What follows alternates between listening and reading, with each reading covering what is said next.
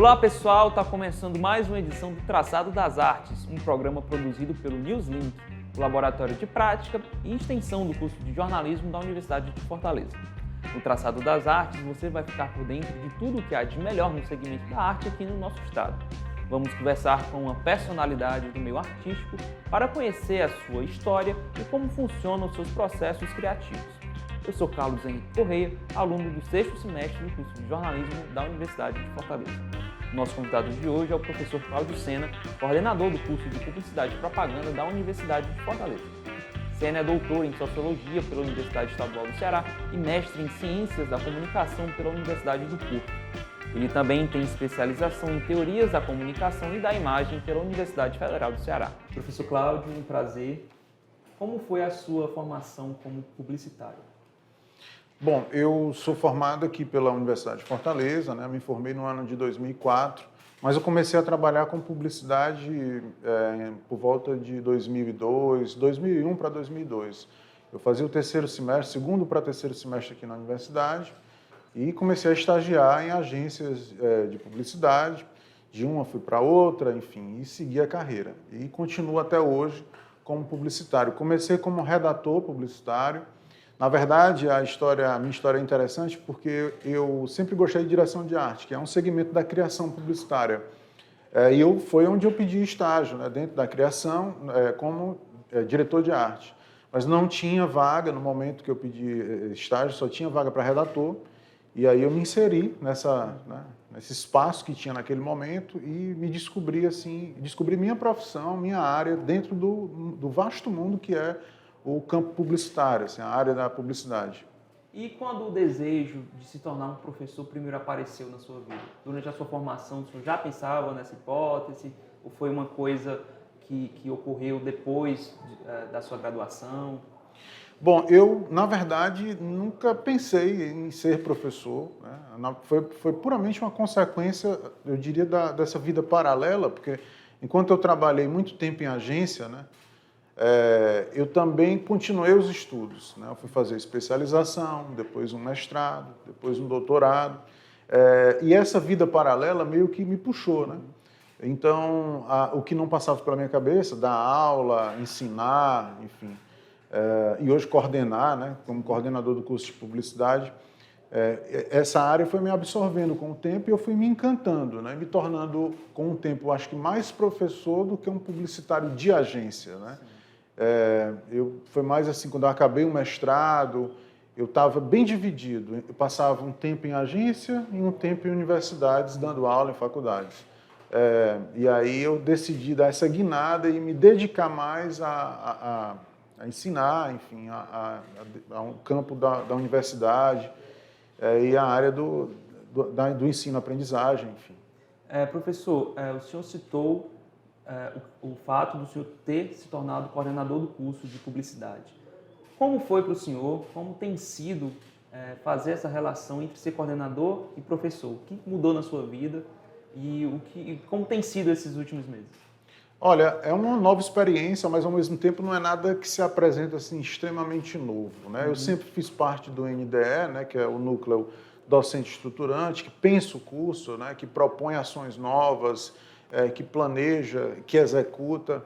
Então, para mim não foi assim algo novo que se apresentava na minha vida, não. Já foi quase como uma consequência. Eu fui assessor de coordenação durante muito tempo, depois eu fui diretor da agência experimental, a 365 Lab, que fica aqui do lado, né? Então, tudo isso me deu uma certa bagagem. Eu também já estou na instituição há um certo tempo, conheço as pessoas, né, o sistema, enfim. Então, eu me senti tranquilo ao assumir esse cargo, mas é claro, tem as suas novidades, né? Eu nunca fui coordenador. E eu posso te dizer até agora, após 5 meses, 4, 5 meses, que estou gostando muito da experiência, né? E assim, consigo ver um bom tempo, me ver um bom tempo ainda como coordenador daqui, do curso de publicidade, porque estou feliz e estou conseguindo fazer o meu trabalho da melhor maneira possível. Legal. Professor, voltando um pouco, o senhor citou que trabalhou durante muito tempo em agências de publicidade. E o senhor também trabalhou realizando campanhas políticas. Então, como foi essa experiência de trabalhar com jornalistas e como isso moldou a sua vida profissional. Certo. Eu sou um defensor, na verdade, existem pessoas que não têm a mesma opinião que eu, e eu respeito, mas eu sou um defensor de que jornalistas e publicitários, eles andam muito próximos, né? São todos comunicadores ou comunicólogos. E em alguns momentos, quando você está trabalhando, sobretudo com clientes privados, empresas, órgãos públicos ou em campanhas políticas, essa aproximação ela se dá de uma maneira mais evidente. Assim. A gente consegue observar isso no dia a dia.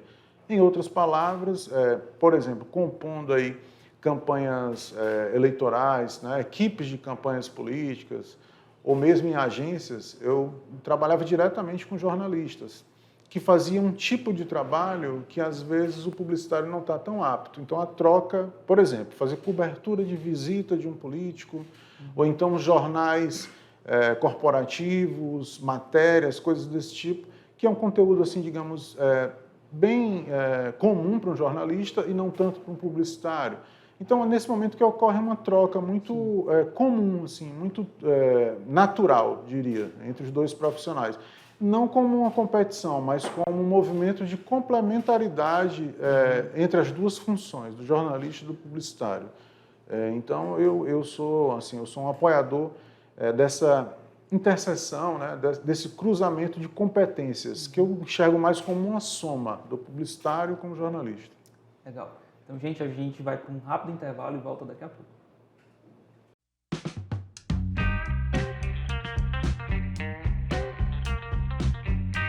Olá, meu nome é Miguel Macedo, eu sou professor do curso de jornalismo da Universidade de Fortaleza e também sou um dos 4 professores na gestão do Newslink, esse espaço que está aqui atrás de mim. O Newslink é um laboratório de práticas de jornalismo, onde nós procuramos passar e orientar os estudantes para o fazer jornalístico, né? Desde o princípio da ética jornalística aos princípios elementares do jornalismo. Produção de pauta, produção de matérias, produção de reportagens, produção de notícias, né? Atualizadas, buscando o fato do dia e também produzindo matérias ao longo da semana. O Newslink ele tem algumas divisões. Nós temos um setor de rádio, que a professora Kátia patrocina, fica mais relacionada a ele, com a produção de podcasts, dos informes também, do Newslink Informa, que é uma produção diária do Newslink. Temos também o setor do Newslink TV, junto com a equipe técnica da Universidade de Fortaleza, e também a produção de textos e de reportagens, né? Tanto no âmbito da universidade quanto na própria cidade de Fortaleza, né? Então é um momento em que os estudantes têm o espaço como uma redação totalmente integrada, né? E isso é o que o mercado de trabalho pede, o que o mercado de trabalho espera de um curso de jornalismo no padrão hoje no país. E o curso de jornalismo da Universidade de Fortaleza atinge esse patamar de exigência do mercado de trabalho.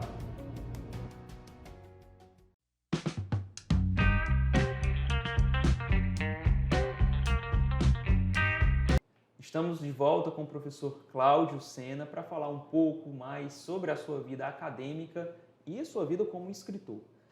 Professor, o senhor durante muito tempo colaborou com o portal Bendito.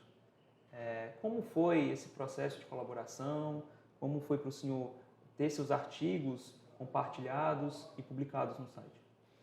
Para mim, a princípio, foi um motivo de muita alegria ter sido convidado, né? Primeiramente. Eu acho que a partir daí já se deu assim, uma motivação, enfim, ser lembrado para compor, né, esse projeto pela professora. Eu aproveito a ocasião para agradecê-la, a professora Juliana Diniz, né, que me fez esse convite.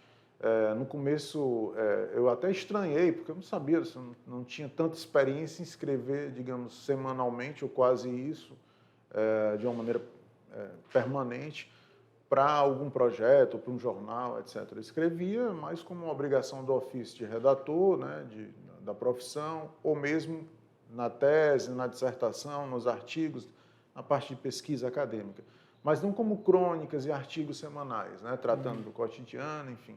Então, foi uma grande experiência, né, e me deu base para compor o livro que eu estou aqui para falar um pouquinho para vocês hoje.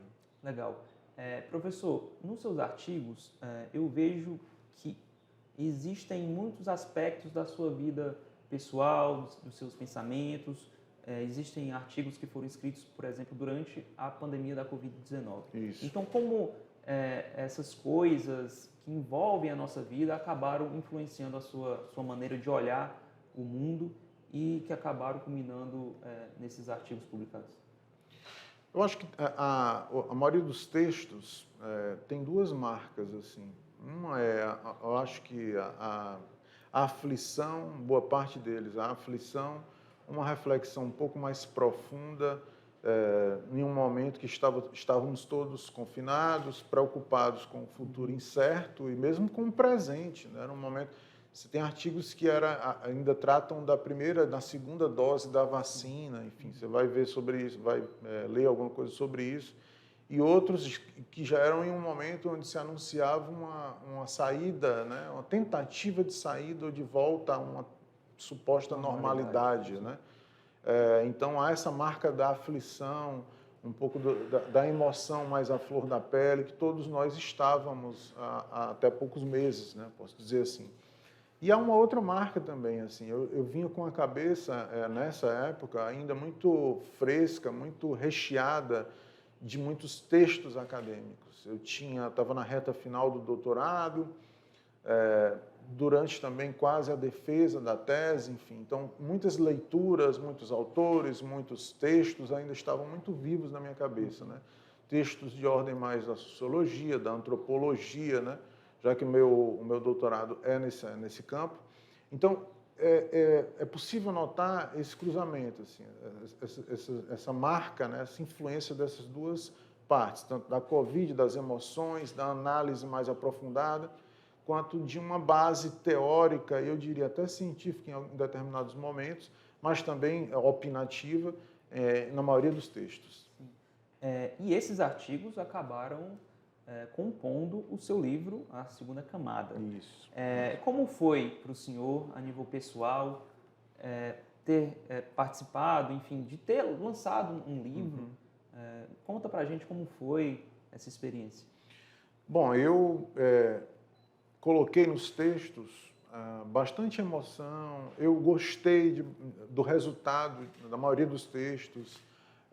Outros não, que é natural, quando se escreve em longo prazo, assim, de maneira permanente, é natural que você goste mais de uns conteúdos, de um conteúdo e menos de outro, é natural isso. Então, eu fiz uma seleção, né? Por isso que o nome do texto, o subtítulo é Seleção de Textos Publicados no BNT. Tirei alguns que não me agradavam tanto, né? Ou que estavam muito ancorados em determinadas situações ou em determinado tempo. E fiz essa seleção dos textos que mais eu achei interessante, que mais me agradaram. E foi uma super experiência, eu quis colocar, eu senti a necessidade de tirar isso do virtual e colocar em um material físico, no papel, que é mais ou menos um movimento quase que contrário, né? Muita gente, às vezes, começa no papel e depois passa para o digital, enfim. Sim. Exato. Então eu pensei, bom, acho que vou fazer um caminho contrário aqui. E aí consegui materializar isso, né? Colocar em um livrinho que me agradou muito o projeto final dele também, assim. A capa é um quadro que eu admiro muito, do Diego Velázquez, um pintor, se chama Las Meninas, né?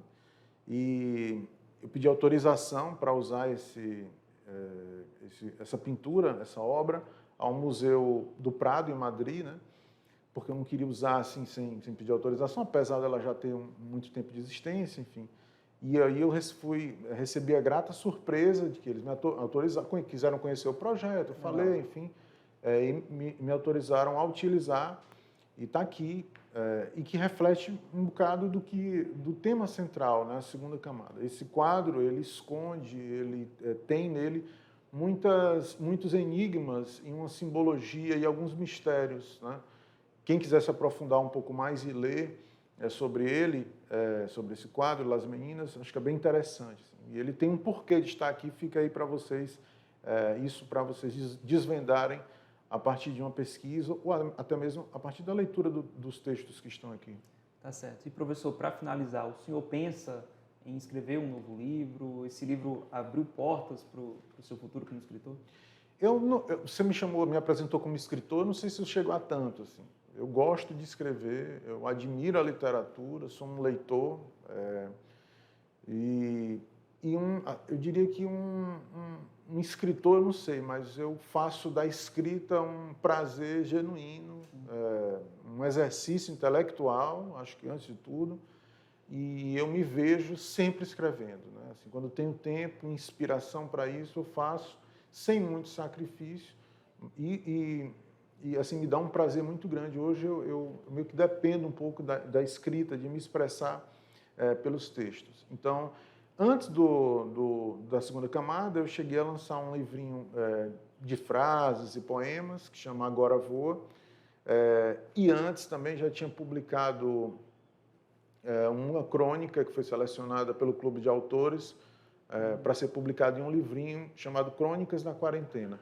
Então, assim, esse movimento de escrever sempre anda comigo. E aí eu estou tratando aqui, claro, da parte assim, fora da parte acadêmica. Na parte acadêmica, né, se é que é possível fazer essa divisão, eu continuo também escrevendo artigos, pesquisando, enfim, tentando submeter alguns artigos para revista científica, para congresso, enfim, mas aí fruto de uma pesquisa, né, é uma outra área. Tá certo. Professor, muito obrigado por ter participado de mais um Eu Traçado das Artes. que agradeço a você e a vocês todos que estão aqui me acompanhando, tá bom? É isso, gente. A gente se vê numa próxima. Muito obrigado.